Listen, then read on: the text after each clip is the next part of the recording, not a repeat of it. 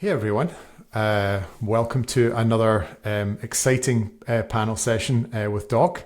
This one is really focused around reusable KYC, so reusable Know Your Customer. Is this a myth or reality? And this is a live roundtable discussion with two decentralized identity experts. I'm sure they don't mind me calling them that because they certainly are. And I'll let them introduce themselves just in a second. So my name is Nick Lambert. I'm the CEO of Doc. And this great panel today it's not only got two great guests, but I think it's around a really, really engaging topic. And hopefully we'll have some nuggets and some insights coming out of the discussion.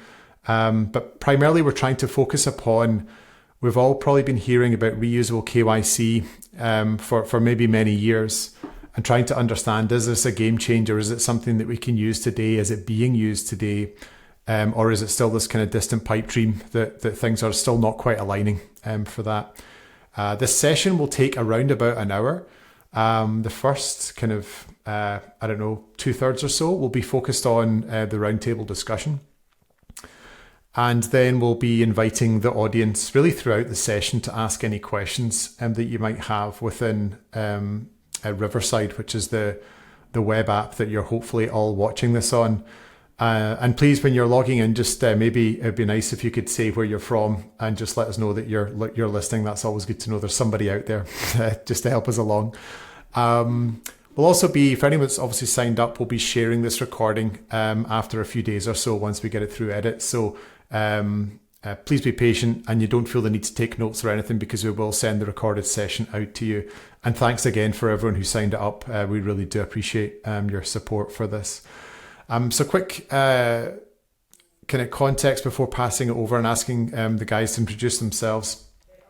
Reusable KYC is really taking that Know Your Customer data that is being, that kind of verified data that's really being collected as somebody onboards into a service or a platform or a website or something like that.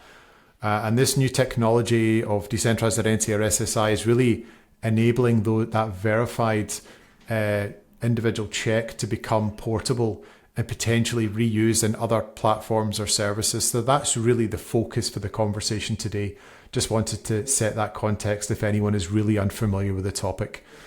So I've said quite enough. I'm going to now pass over to our guests. If you could both introduce yourself, very brief background, and what where you're working right now, that would be super helpful. And then we can dive into it. So maybe start with you, Timothy. Sure. Tim's fine. Sorry, it's your Sunday name. No worries. I'm Tim Brown. I am the Global Identity Officer at Prove Identity.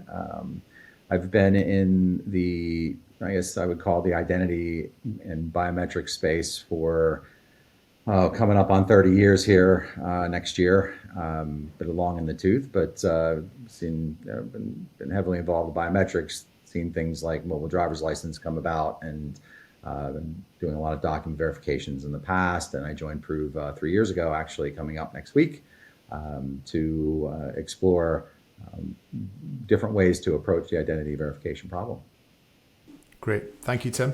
Bertrand, over to you. Yeah, thank you, Nick. Thank you, Tim. I'm Bertrand Sabi. I'm based in Madrid in Spain, but as maybe you can hear from my totally fluent accents, I'm originally from France. Nobody's perfect. I've been working with them for 4 years. They told me yesterday it was 4 years. So I changed during the pandemic, which is quite original.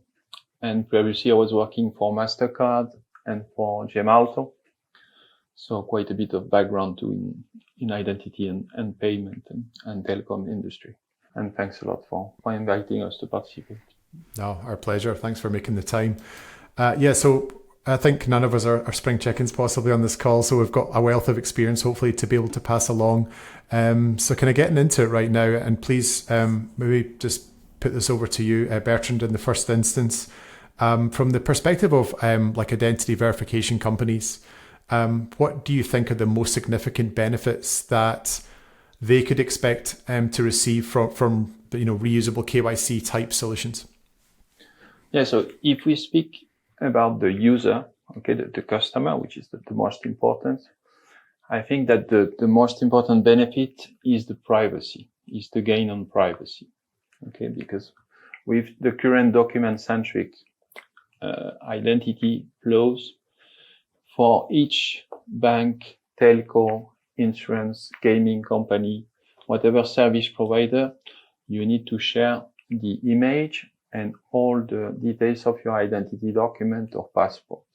Okay, this works well technically, but it's not ideal.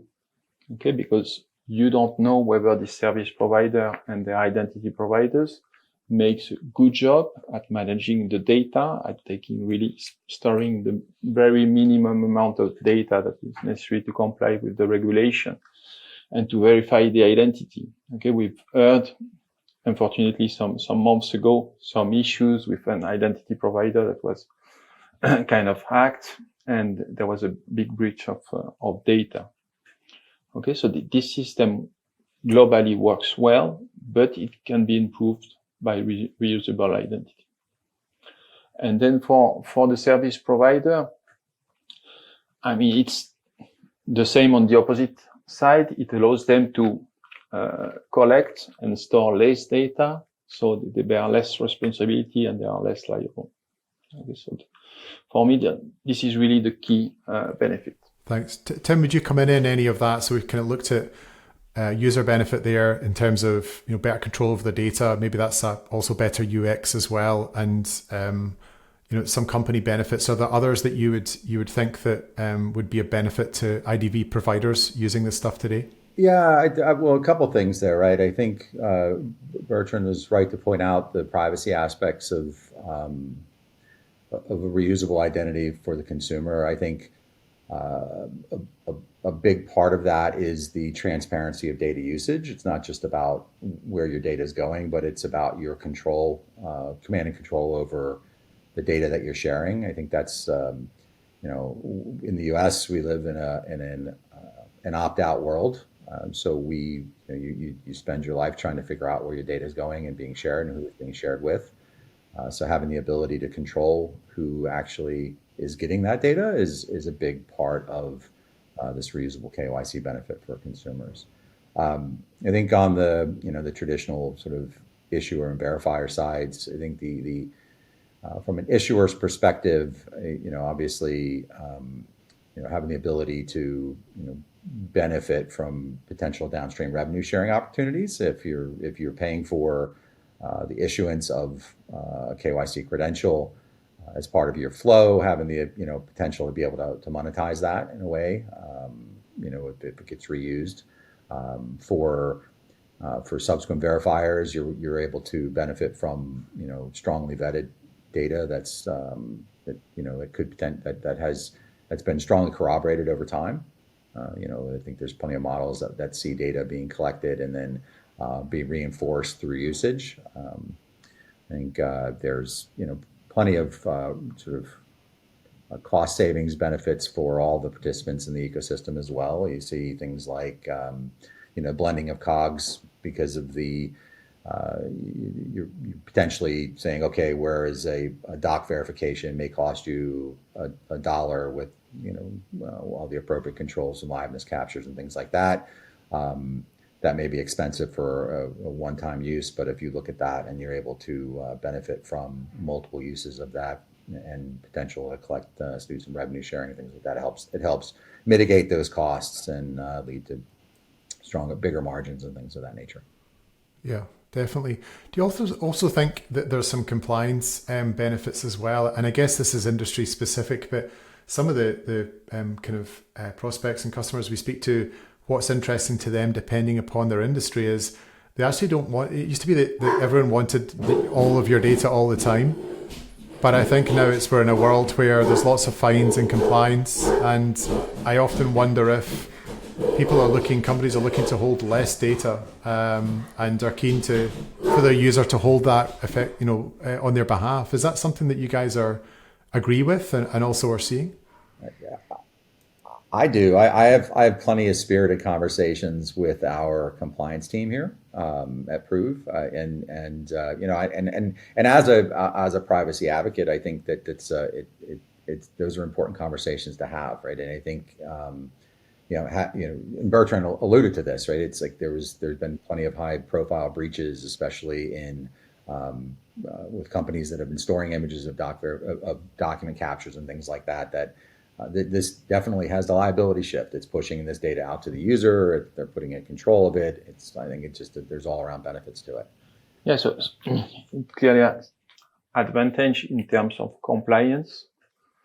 Nevertheless, everything is not still perfect in terms of compliance. We still need to align the regulators of specific industries with the regulators on the identity space.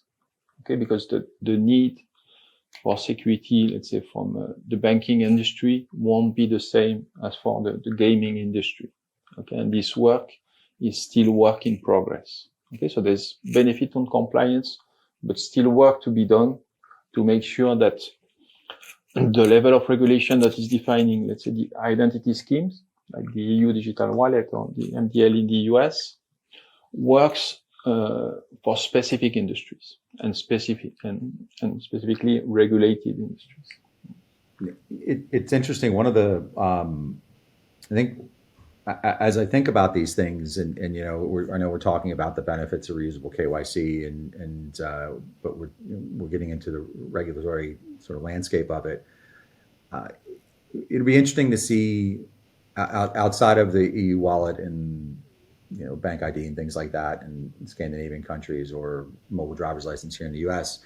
I think what the regulatory tolerance will be for that kind of reuse of KYC data, right? If Bank A, for instance, creates an ID, is that good enough for healthcare company B to be able to leverage that and apply it? I think those are going to be some of the interesting questions that come up, and outside of the business questions that will exist. Will Bank A even want to do that, right? Because they're paying the freight on the issuance of it. Is it valuable enough for them to try to resell it? But beyond that, the regulatory questions that come up with these kind of schemes will be challenges that we'll have to address. Yeah, it's a good point. And I think the EU tend to get a better reputation, but they probably have more of a history, I guess, in regulating markets as quickly as they possibly can. And probably, I don't know if this is, you guys would agree, but I think the US maybe takes a slightly, wants to see what the market does before it kind of steps in and potentially feels like it's going to stifle innovation. So I think that's a really important question on the compliance front and how the different industries line up. My understanding is, like, for example, within the EU, the member states, if you basically are under the same kind of banking regulations within the EU, you can, as another bank, accept the KYC check done by another bank within the EU, provided it's governed by the same regulations. I don't know if that's correct or not, but it'd be great to get your thoughts. Maybe Bertrand, you're closest to that. But I don't know if there's other industries that are also in that same boat, or it's as clear cut as that. Yeah, that's the objective, and that's what's written on the papers. How it will materialize, it's not totally clear, because today, if you take the different regulations of identity verification for the banking industry in Europe, there cannot be more diversity and different ways to verify the identity. So hopefully, the IDAS2 will kind of put a common thing to this. So that is the objective. I don't think it's detailed enough today to say yes, everything will work from day one, and an identity verified with a bank in Ireland will work in Germany. Okay, I think it will still take a lot of work and a lot of discussions. Yeah, definitely. And going back to revenue, Tim, you spoke a little bit about revenue models, and I mean, we're kind of creating something new here, I guess, because in the past you might do an identity verification and are paid at source by the customer, the bank, for example. If you're an identity verification provider, you're getting paid, based on how many customers you check the identities of. And now we're moving into this model where, us in the decentralized identity industry are obviously wanting companies to issue credentials, because without that, the ecosystem can't really start. And one of the problems has always been, or always is that there is no incentive for an identity verification provider to start issuing credentials that other people can benefit from downstream. And so it really is shifting the how we think about revenue within the industry. And I wonder if that's causing the industry to take a little bit longer to kickstart, because very large organizations are often having to rethink the revenue models to try and accommodate this new solution. Do you see that as being a big factor, and has it been with your work? I think there's two parts to that, and one of the parts there speaks to consumer adoption, and I think one of the challenges. So I prior to joining Prove, I was at Idemia. And we were successfully launched Oklahoma's mobile driver's license and Delaware's mobile driver's license, and part of what I was doing as I'm sort of like a field CTO, I was meeting with customers and talking about ways that they could leverage mobile driver's license or mobile IDs in their ecosystems, and whether it was a mom and pop liquor store or onboarding into rental car solutions or something like that. It was the questions were always the same. It was what's the coverage, what's the adoption rate of mobile driver's license. And I think back then, this is like 2019-ish, we were still struggling with that cold start problem in that space, because there really wasn't like a killer use case that was driving adoption. I think over here in the States that we've recently seen, and one partly driven by the mobile OEMs, Apple, Google, sort of really pushing states into issuing their driver's licenses into the wallets, but also with the strong adoption through TSA and from a travel use case. I think we started to see like, okay, there is a real world use case where you can start to use these credentials, and that is starting to really the flywheel starting to move and accelerate state issuance first of all, and then user adoption, because they can, consumers can start to see, well, here's how I can actually use it. So that cold start is definitely a concern, but I think in the U.S. at least we're starting to see more consumers kind of opting into it, and that will start to drive some of these other, I guess, more of the revenue models from the companies that are doing, that are building similar types of identity credentials or attributes. And I imagine in the EU, the EUDI wallets being state sponsored and state driven and really targeting specific verticals will be a big driver for success of that. And I think that plays out. You can look at I was at the FIDO Authenticate conference last year. And I believe it was one of the Scandinavian wallets. I want to say it was Norwegian Bank ID. I could be wrong. Apologize if it was. But basically, it was an interesting hockey stick shape of adoption, and it was driven by the fact that there was big industry and state push to kind of see it being used extensively across multiple verticals. So I'm very bullish on where that'll lead. And then that means, what does that mean from a revenue perspective? I think it does open up a lot of possibilities for the potential for companies who are paying for those credentials to be issued, to be able to leverage them and make money off of them downstream. It's interesting. I think there's also potential there for consumers to benefit as well. I mean, I think that's I've heard talk of for years the potential of monetizing identity attributes. I mean, our identity is being used today. Why not monetize it in a way that allows us to, as consumers, to benefit from that too? And I think that these types of reusable, consumer-owned and controlled wallets kind of open up some cool and interesting use cases around that as well. Yeah, agreed. Bertrand, did you want to jump in on that as well from Dion's perspective? Are you seeing kind of a realignment needing required around how you guys are kind of thinking about kind of revenue models and things like that? Or did you have anything you want to jump on what Tim just mentioned? No, that's very interesting. The example he mentions about the bank ID, because the bank ID, they are great example in Norway and Sweden, maybe Realme in New Zealand, because the market managed to reach an agreement specifically between all the banks. And it happened in, 4, 5, 6 countries over the world. Okay, because they managed to reach an agreement, they managed to get a business model and a technical solution that works. So in Bank ID Sweden, for example, they have 90% of the adult population that uses and 5,000 service providers. But on the rest of the countries, for the rest of the EU, at least, it will need to be financed by our taxes, no? by public. So the business model is really maybe the key aspect to be able to unlock this reusable identity. Okay. And as far as DEON is concerned, for us, we do both identity verification and authentication, because we are mostly half of the revenue.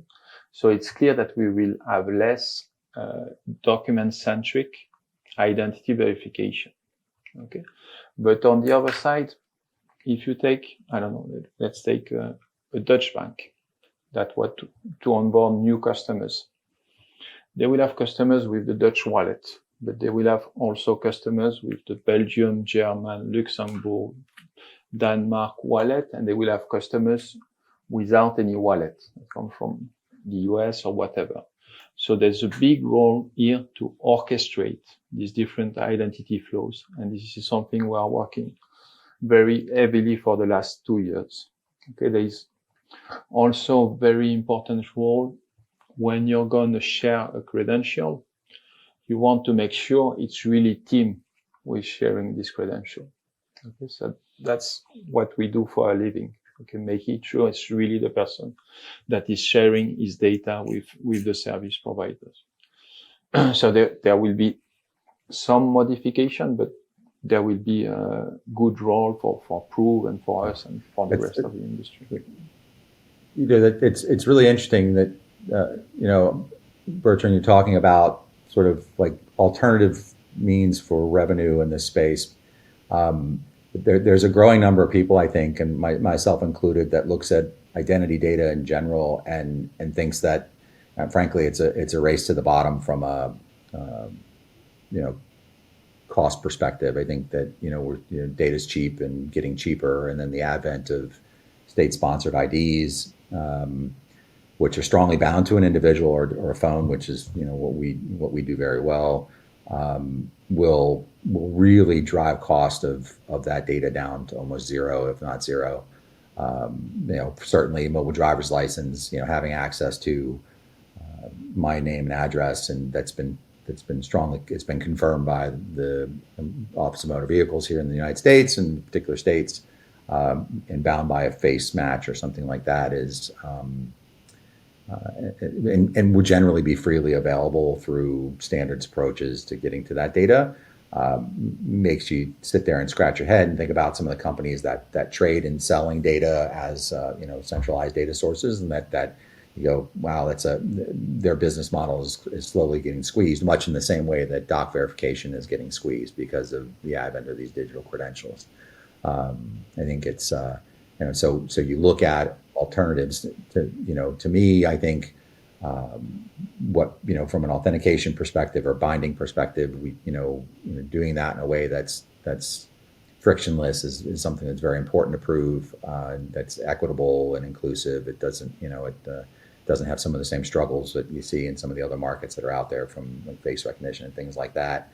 But also, to me, the exciting things that are happening with identity and binding and some of these types of reusable credentials aren't necessarily around the KYC aspect of it. I know that's not the purpose of this webinar, but things that sort of like the personalized experiences that come out of a world of a reusable credential and how you interact with the internet in general, but also the people, individuals on the internet, and the things that it can lead to, like customizable wallets for checkout, or verified users or that are interacting in a marketplace. Those types of things, that type of use of these types of credentials, I think becomes very interesting to me. And it's not the typical kind of KYC world that we've lived in and breathed in.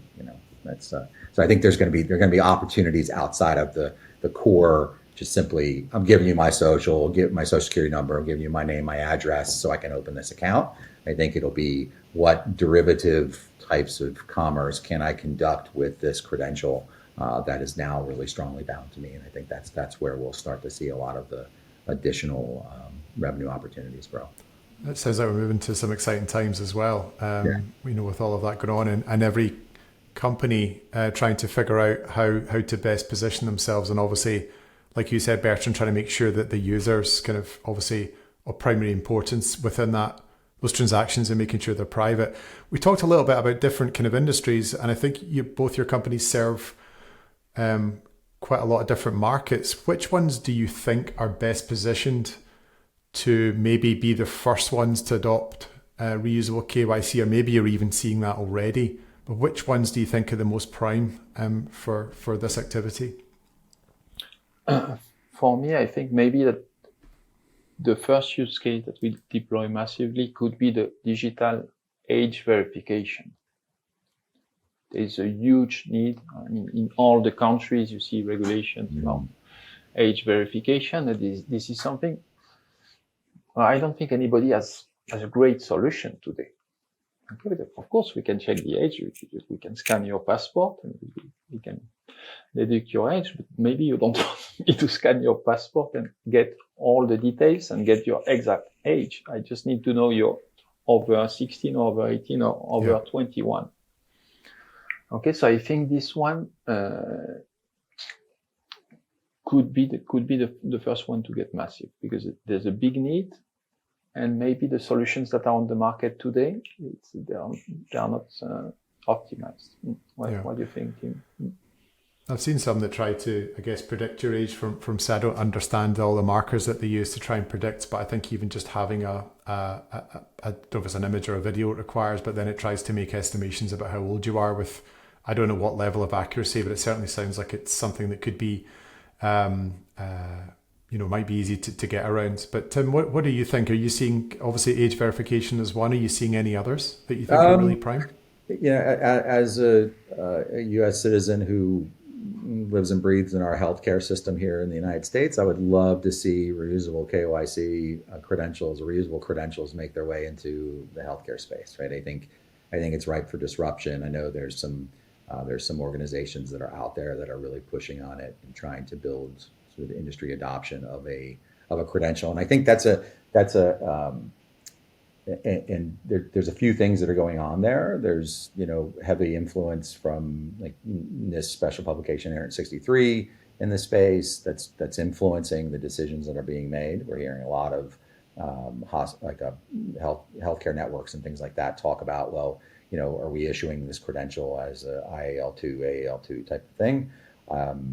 So I think there's a good opportunity there, not just from knowing your patient, but also from a portability perspective. Having the ability to go from one insurance company to another, move that data and potentially and connect it out to your own healthcare data, making that very portable. So for me, I'm hopeful that there's a lot of work going on in that space that'll do it. Banks are interesting. We have approved, we service the majority of the tier one banks here in the US, as well as a lot of the big fintechs and everything. I think there is, I had an interesting conversation almost to a year at Identity Week last year in DC.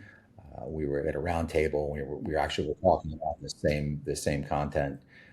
And one of the things that we asked one of the participants who was from a bank was, do you see the bank wanting to invest in having a reusable KYC credential that they could monetize outside their four walls? And his response was interesting because he really touched on the where IT dollars are spent inside of an organization. I think that seems weird at first, but then he's like, as a leader in the bank, I have to make those decisions as to what's going to be the biggest bang for our buck, and frankly, reselling our having our consumers opt into an ecosystem where we can have rev share on their data attributes, so it can be used by online gaming or something like that is not something that really moves the needle when we start looking at IT budgets and projects that we want to fund inside the bank for the year. So it's sort of there can be some challenges there from an internal perspective. And I also wonder, Bertrand mentioned early in the conversation about liability shift. I think when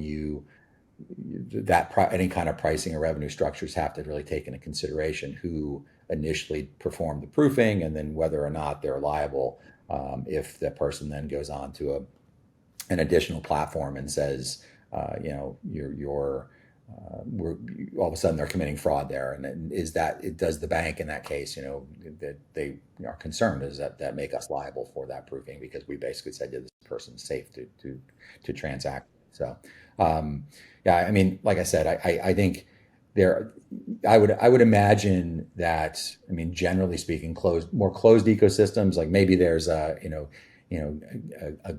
gaming consortium that says, yeah, for online gaming or gambling, there's, we're going to create a credential that can travel with you across those things. Maybe there's an opportunity for us to, see things like in the healthcare space and those types of worlds. And then outside of that, I believe it'll be more the state-sponsored sort of mobile driver's license, wallets that are coming from the EU. Yeah. Yeah, Tim, do you see in the US where maybe in Europe, just because of the more centralized nature, and I know kind of federated system, I guess, in the US, do you see legislation where industries are able to rely on checks done by other companies? Is that something that's widespread right now, or do you see that, again, industry specific, but do you see that kind of hampering use of reusable KYC? Yeah, that's a good question. And I think right now, a lot of at least the legislation that I've been tracking has really been, things like White House directives, talking about, putting a stronger focus on mobile driver's license or mobile IDs being a source of credentialing and a source of truth for people as they transact across the internet. I think a lot of the regulations are starting to wake up, or the regulatory committee is starting to wake up and go, okay, how can we look at these types of credentials that are out there that are being issued, or that are we know there are people out there who are doing more than just checking a box when it comes to KYC. I mean, that's part of the problem too. Is like, the KYC regs can sometimes just be looked at as being just a box check, right? Like, okay, yeah, I've sent these data elements out to one data source and they corroborated it, and it's like, okay, cool. I know that Tim is Tim and Timothy, and this address seems to be the right address that he's there. He's not. We did it in some AML checks and some SIP checks, things like that, and it turns out that Tim's a pretty good guy. KYC done. I think what we're talking about here is probably a little more in depth than that. It's not only ensuring that the identity is correct, but also that the person that you're interacting with is indeed Tim. It's conducting business from Tim's device. He's behaving like Tim. These types of things that are really become the strength of a reusable credential and what really gives it power. And I think the agencies are starting to wake up and understand what these things can do. And it's not just, it's things like, you talk about age verification, you talk about, these other use cases that are out there. I think they'll catch up and they'll start to go, yeah, this is the world. We definitely want to see this kind of flexibility and portability and consumer protection. I mean, obviously in the US, we just had this huge breach with a lot of folks, their social security numbers being leaked out, and it's like big surprise that all of a sudden that this data is leaking out there. I think we'll get more and more of a push from consumer advocacy to drive towards a credential that's controlled by the consumer, and then subsequently the regulations will catch up and say, yeah, these are good to go. Yeah. And Bertrand, what do you see? We kind of talked about maybe some of the quicker wins that we might see coming through, adopting reusable KYC. We've kind of touched on some of the barriers to that happening as well, regulation being one. Are there any others that you're seeing? One thing that's kind of springing into my head, and I think Bertrand, right at the start, you kind of said, look, the user's in the middle of this stuff, and I kind of think the user experience is a big barrier to adoption initially anyway. Like, is that something that you're concerned about, or are there other things that are maybe stopping this industry really lifting off right now? One of the things that concerns me about reusable credentials is sort of like the user. When we talked about user experience earlier, it's sort of the what's the user experience with issuing these credentials? Do I have as a consumer, do I have to go and download yet another wallet?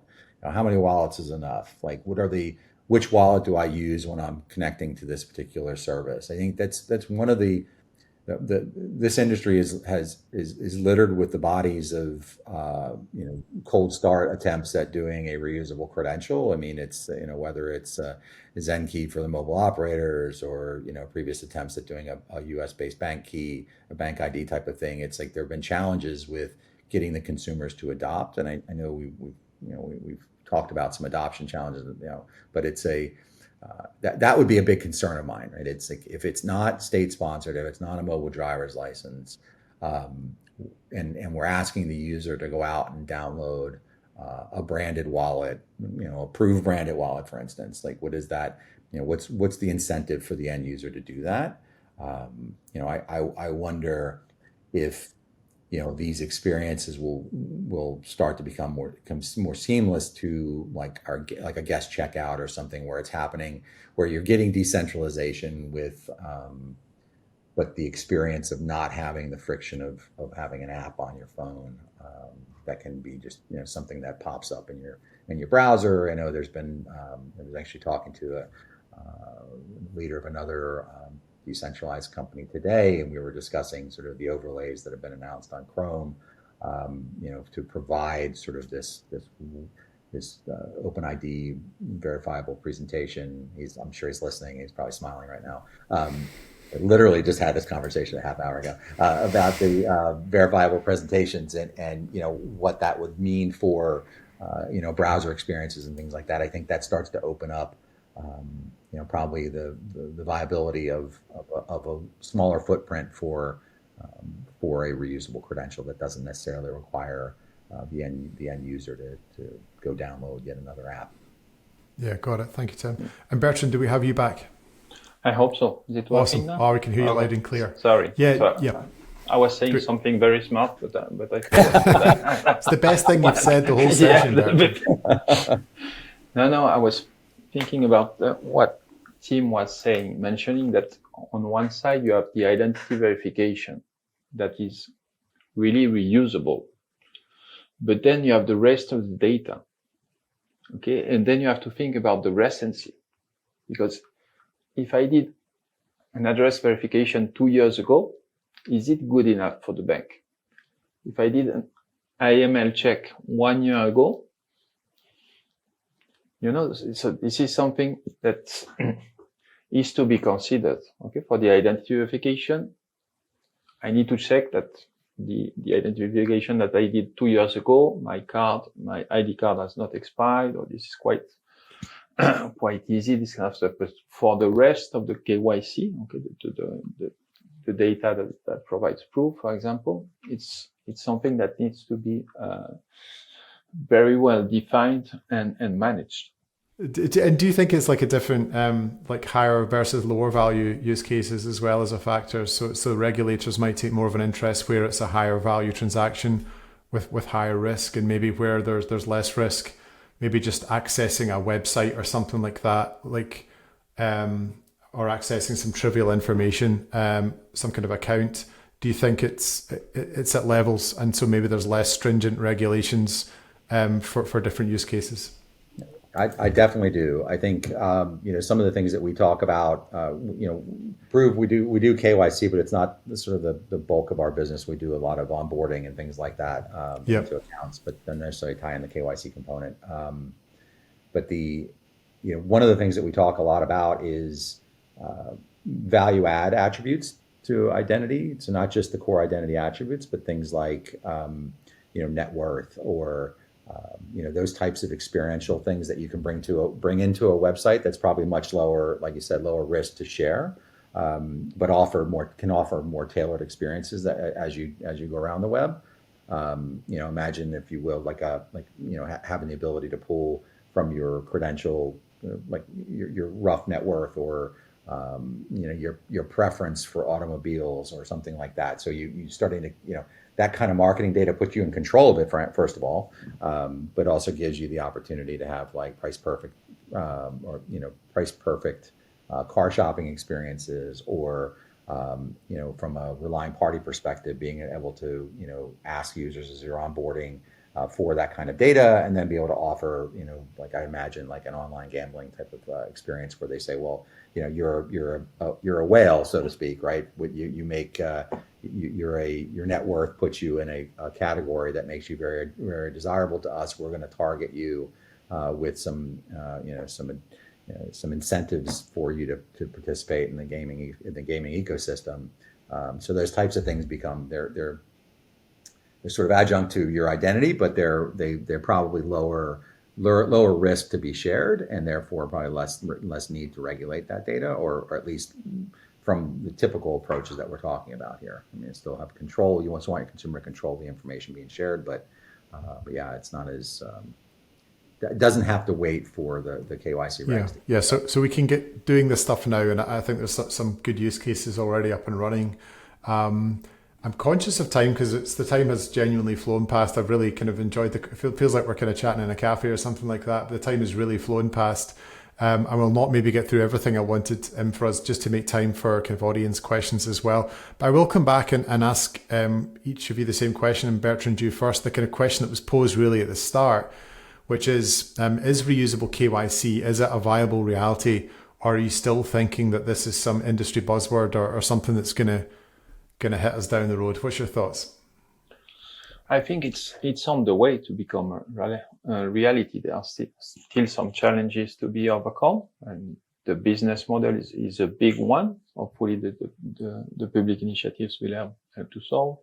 The recency of the information is another one, but it's becoming a reality. Then I don't have my crystal ball with me, so I cannot tell you if it will take a couple of years or 5 years or more. But it's clearly going to be a reality, I think. What do you think, Tim? I agree. I think there's, how it manifests, I think remains to be seen. I'm pretty certain that mobile driver's license in the U.S. will be ubiquitous within the next several years, 3 to 4 years. I think we'll have a lion's share of people below a certain age bracket that have mobile driver's license because they don't want to carry their wallets around anymore. I mean, we got credit cards there, why not? And so those things like that will help drive this concept of, my portable identity carrying with me on my device. Same with the EU. Obviously, the heavy emphasis there is going to be really driving adoption. I'm probably a little less bullish about, whether specific institutions will, have success kind of selling those things. I think there's opportunities maybe inside of certain ecosystems, but I think that remains to be seen a bit. Yeah. Yeah, and one thing that we see a kind of sometimes fear for particularly larger companies that are in markets that will have clear regulations around using this technology is that sometimes they might wait too long. And so for some of these bigger companies, it probably is trying to have some thoughts now about how you could implement these types of solutions, even though we might look at EIDAS for 2.0 and say, well, that's not really coming in for like two more years. But if you're a big company, you're trying to figure out good UX and how does it integrate with your existing systems, it's potentially something that large organizations need to start thinking about now in planning, because we all know that even trying to get a simple wallet through a large company can take, in excess of a year. So trying to figure out how this can work inside your existing system might be something that takes a little bit longer, and therefore is maybe justifying of some at least strategic thought about that just now. And I think it's, to that end, I think a lot of that standards will play an outsized role in this too. It's like, accessing data, making sure that it's in a standardized way, it's consumable in a standardized way. Mentioned OpenID before, the work that's going on there, the work that's happening in ISO for mobile driver's license standards, things like that will be instrumental in making sure that the data, make it easier on the reliant parties of the organizations of size to say, how do I get this into my IT budget so I can I can make sure we're integrating it, whether you're a rental car agency, looking to be able to take mobile driver's license as a viable means of identification, or your bank for onboarding or something like that. I think standards play a big part. Very good. All right, thanks for that. So some audience questions now.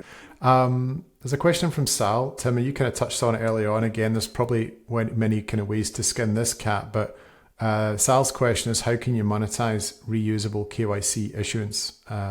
Many ways to do it.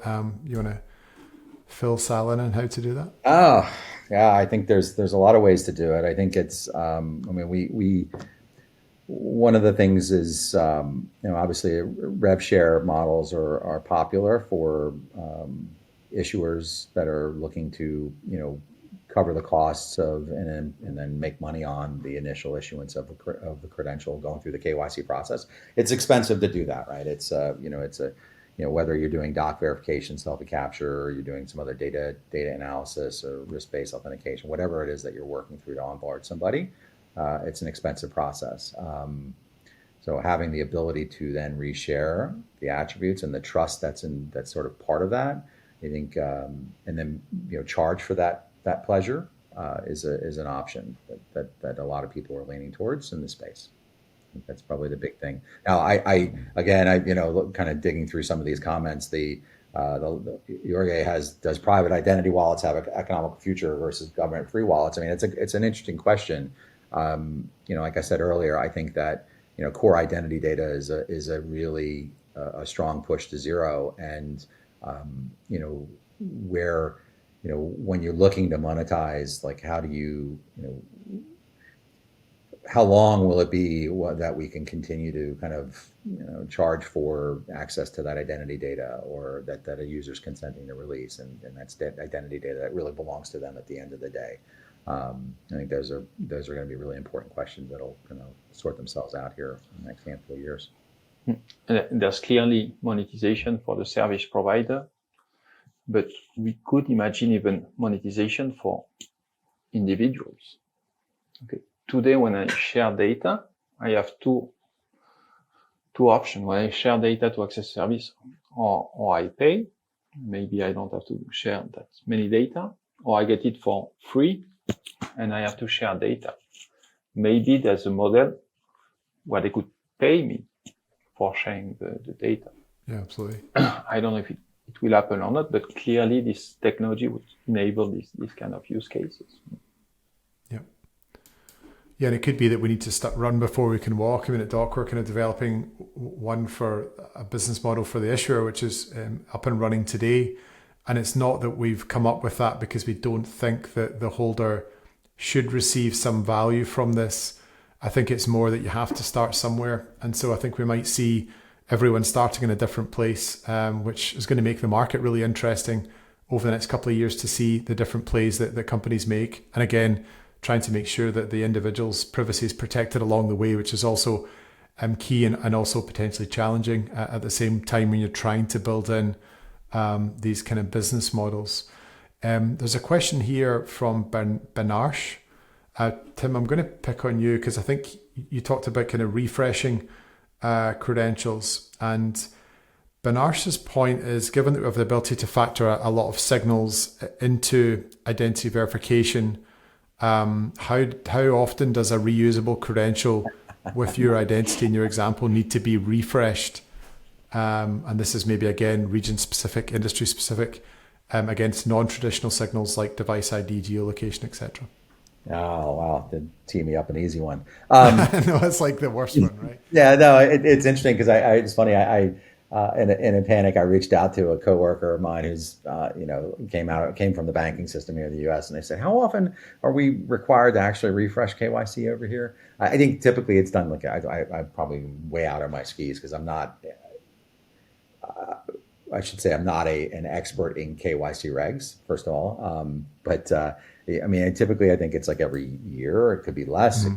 I think but Bertrand made some really interesting points, right? I mean, people move, they may change their last name, their attributes about themselves that change that, would require more of a refresh. I think one of the interesting promises that these types of credentials provide is the ability to sort of reinforce or improve the data as they're being used.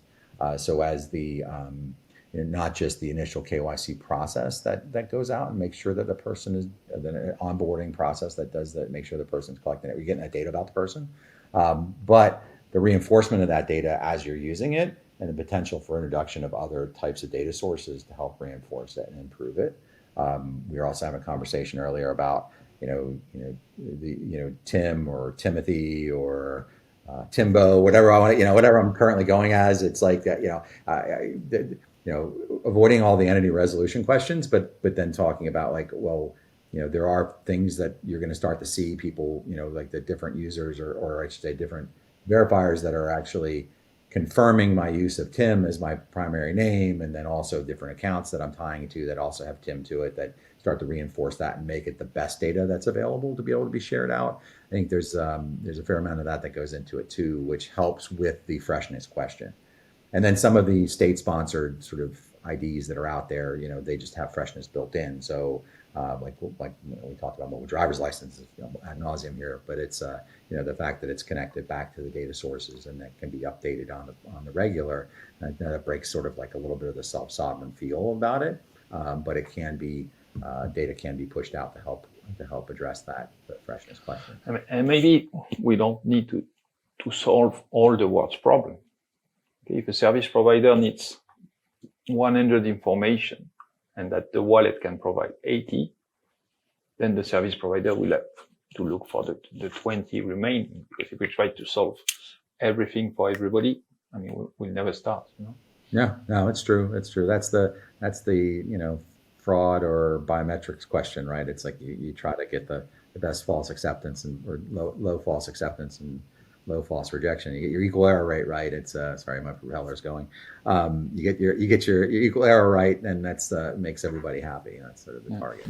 And we got another question, I think, about business models, which is kind of about I guess the individual and the propensity for them to want to pay. My own feeling is, we don't do it today. Like, I would hate to have to pay if I'm like onboarding to a bank. I'm like, there's no way I'm paying for this. It's bad enough I have to sit through this horrendous KYC process as it is. But what do you guys think? Do you think there's a place where individuals would pay? Maybe if they get a better process that, they go through that terrible thing once and then they can start to get onboarding to other services as a consequence of doing that. Do you think that's something they would pay for?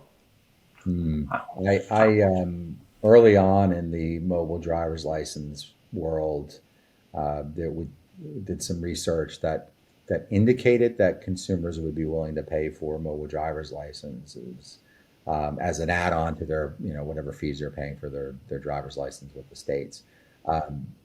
However, I think we were when we started rolling that out, we were disabused of that notion, right? That and certainly like Apple, Google, we're like, no, you're not going to pay. Consumers aren't going to pay for these things. It's just part of it. And I think we've quickly realized, or the industry's quickly realizing, that from a consumer's perspective, they're already being monetized. This is, whether it's, Bertram pointed out, free software, that your data is being monetized to be able to pay for that. I don't know that there will be. I don't know. There's a whole lot of tolerance. Certainly it wouldn't help with adoption. Let's put it that way. That if a consumer is being asked to pay for a credential to be able to drive that, I think the value has to be there for the consumer to make it dead simple. Slick user experience wins the day. That'll be a big driver. So consumers won't pay, but citizens, for example, in the EU, we will pay taxes. Okay, Fair enough. That's true, right? So we won't be asking if we need to pay or not. We will pay. Anyway. Touché. Fantastic. I think we're almost there. One other question that I'm seeing, I know there's maybe others, I'm just kind of looking at some of the ones that have been flagged up to me by Francisco, our glamorous assistant, is the kind of last one here. Again, it's related to business models, which I think is kind of good to see, because it genuinely thinks people are starting to evolve beyond the technology and thinking about how we can build it into businesses, which is great. But he's actually asking, is there any way that we can think about where the relying party, the verifier in this case, can actually kind of monetize data? Have you guys thought about that problem at all? Well, I mean, it's interesting because, I mean, I imagine that as the consumer is the big consent mechanism here to drive the release of data to the verifiers. Is there a model where the verifier says, "Hey, do you want to share this data because I'm going to turn around and sell it"? Maybe. That's an interesting question. Not sure what the answer would be. Yeah, one for us to mull over. Fantastic. Okay, I think we're over time anyway, and I think that's the guts of the questions. There may be a few that I've missed. Apologies if I have, but I wanted to thank Tim and Bertrand very, very much for your time. I've really enjoyed the conversations. Felt very relaxed. I've enjoyed the insights as well. It's always good when I feel like I'm coming off of these learning quite a lot as well, and hopefully the audience has too. And then again, thanks for everyone for listening and sending the questions in. If you have signed up, we will send out the edited version of this video, maybe where I get Tim's company correct. And I hope you enjoy the video when it comes out. But thanks to everyone for joining, and thanks again to Tim and Bertrand. I really appreciate it, guys. Thanks, everyone. Thanks a lot.